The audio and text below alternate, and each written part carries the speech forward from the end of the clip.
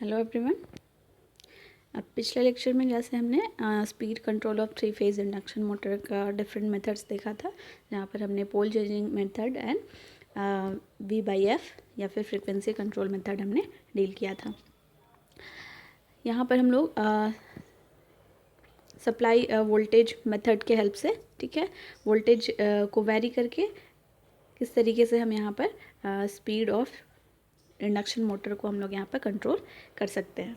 तो जैसे हमने पिछले लेक्चर्स में अप्रॉक्सीमेट एनालिसिस की बात की थी, जहाँ पर हमने इक्विवेलेंट अप्रॉक्सीमेट सर्किट जो होता है, ठीक है, उसके बारे में हमने बात किया था। तो उसे के अकॉर्डिंग अगर हम देखें तो अगर आप इक्विवेलेंट सर्किट के थ्रू जाएंगे तो आपको टॉर्क का जो इक्वेशन मिलेगा, ठीक है, electromagnetic torque, it will B T = 3/ω s into SV1 का square divided by R2 dash, ठीक है। तो आपको ये इलेक्ट्रोमैग्नेटिक टॉर्क का इक्वेशन मिलता है, ठीक है। इस ओमेगा एस को हम फ्रीक्वेंसी के टर्म में लिख सकते हैं कन्वर्ट करके एफ के टर्म में, एंड यहाँ पे एस जो है ये हमारे पास स्लिप होता है, वी इज़ इनपुट साइड जो वोल्टेज हम अप्लाई करेंगे, and R2 is secondary side का या फिर जो रोटर का जो रेजिस्टेंस होगा, ठीक है, उसको हम प्राइमरी में रेफ़र करेंगे तो it will B R2 dash. तो इसी तरीके से हमको इक्विवेलेंट अप्रॉक्सीमेट सर्किट से इस तरीके का इक्विवेलेंट टॉर्क या इलेक्ट्रोमैग्नेटिक टॉर्क का इक्वेशन मिलेगा। यहाँ पर हम देख सकते हैं कि अगर हम फ्रीक्वेंसी को, ठीक है, कांस्टेंट कर दें, ठीक है, तो यहाँ पर R2 आपका कांस्टेंट वैल्यू होगा, ठीक है। तो यहाँ पर अगर हम देखें तो ये तो इलेक्ट्रोमैग्नेटिक टॉर्क जो होगा it will be directly proportional to SV1 square के, ठीक है। ये दो पैरामीटर, ठीक है, हमारे पास वेरिएबल होंगे जो कि डायरेक्टली प्रोपोर्शनल होंगे इलेक्ट्रोमैग्नेटिक टॉर्क के, या फिर कह सकते हैं इलेक्ट्रोमैग्नेटिक टॉर्क जो होगा वो डायरेक्टली प्रोपोर्शनल होगा V1 स्क्वायर के एज वेल एज स्लिप के, ठीक है। तो यहाँ पर हम देख पा रहे हैं कि जो टॉर्क है, ठीक है, ये V के स्क्वायर के, यानी कि जितना हम इनपुट वोल्टेज अप्लाई करेंगे उसके अकॉर्डिंग ये टॉर्क वेरी करेगा। एंड पिछले लेक्चर में जैसे हमने ये भी देखा था कि कैरेक्टरिस्टिक्स के हेल्प से कि अगर हम स्लिप को चेंज करते हैं, फ्रीक्वेंसी को चेंज करते हैं, ठीक है, तो जो कैरेक्टरिस्टिक्स था या फिर जो मैक्सिमम टॉर्क का वैल्यू था, ठीक है, तो ये मैक्सिमम टॉर्क डिक्रीज़ हो जा रहा था, ठीक है, एज वेल एज जो हमारे पास स्टार्टिंग टॉर्क का वैल्यू था, ठीक है, तो ये स्टार्टिंग टॉर्क का वैल्यू डिक्रीज़ कर जा रहा था लोड टॉर्क से। तो इस तरीके का केस हम लोगों ने देखा था पिछले लेक्चर में।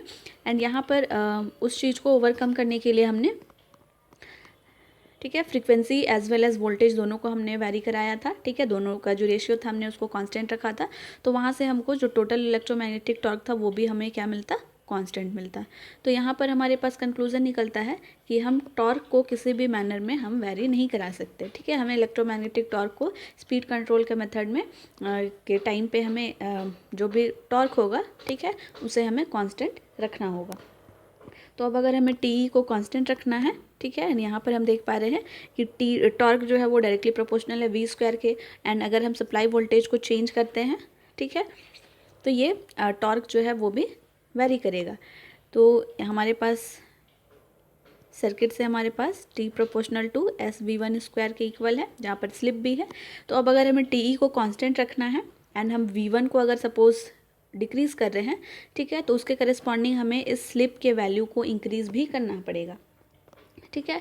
तो यहाँ पर हम इस दोनों जो फैक्टर है S and slip and voltage, इन दोनों को हम ऑपोजिट मैग्नीट्यूड के साथ अगर हम इसको इंक्रीज डिक्रीज़ करते हैं तो हम इस TE को कांस्टेंट रख सकते हैं, ठीक है। कांस्टेंट का टॉर्क का यहाँ पर कोई भी वेरिएशन नहीं होगा, एंड इसके वजह से हम बहुत एफिशिएंटली स्पीड को कंट्रोल कर सकते हैं, ठीक है। तो सेम मैनर में हम यहाँ पर अगर हम T is directly proportional to SV1 square है, तो यहाँ पर अगर हम V को इंक्रीज़ या डिक्रीज़ कर रहे हैं, ठीक है, डिक्रीज़ कर रहे सपोज, तो हमें at the same time slip को इंक्रीज़ करना होगा, ठीक है। तो इस तरीके से T हमारे पास कांस्टेंट हो जाएगा एंड हम स्पीड को यहाँ पर कंट्रोल कर पाएंगे, ठीक है। तो स्लिप का अगर हम रिलेशन देखें, NS NR is equals to NS1 - S है, ठीक है। तो यहाँ पर अगर हम S को इंक्रीज़ कर दे रहे हैं, ठीक है, स्लिप का वैल्यू यहाँ पे इंक्रीज़ हो रहा है क्योंकि हम वोल्टेज डिक्रीज़ कर रहे हैं, तो स्लिप के वैल्यू को इंक्रीज़ करना होगा ताकि टी हमारे पास कांस्टेंट रहे। तो इसी मैनर में अगर हम यहाँ पर स्लिप को इंक्रीज़ कर रहे हैं, ठीक है, तो ये जो NR होगा ये आपका डिक्रीज़ कर जाएगा।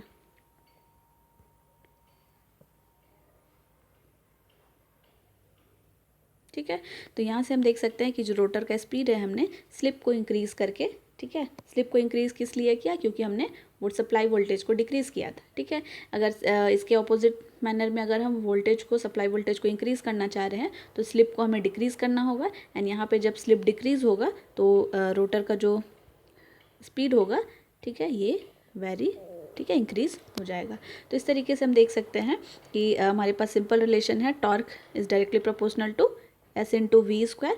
स्लिप इंक्रीज़ हो रहा है तो वोल्टेज को हमें डिक्रीज़ करना होगा, वोल्टेज डिक्रीज़ हो रहा है, ठीक है, तो स्लिप इंक्रीज़ हो रहा है। एंड स्लिप का डायरेक्टली रिलेशन हम लोग रोटर के स्पीड के साथ देख सकते हैं, NS 1 - S, ठीक है, स्लिप इंक्रीज़ कर गया तो रोटर यहाँ पर, रोटर का जो स्पीड होगा वो डिक्रीज़ हो जाएगा। तो ये सिंपल सा कॉन्सेप्ट है, हम लोग सप्लाई वोल्टेज को चेंज करके या वेरी करके हम लोग रोटर के, मोटर के स्पीड को हम लोग वेरी कर सकते हैं। ठीक है, so that's all about the changing supply voltage method of speed control of 3 phase induction motor. ठीक है, that's all, thank you everyone.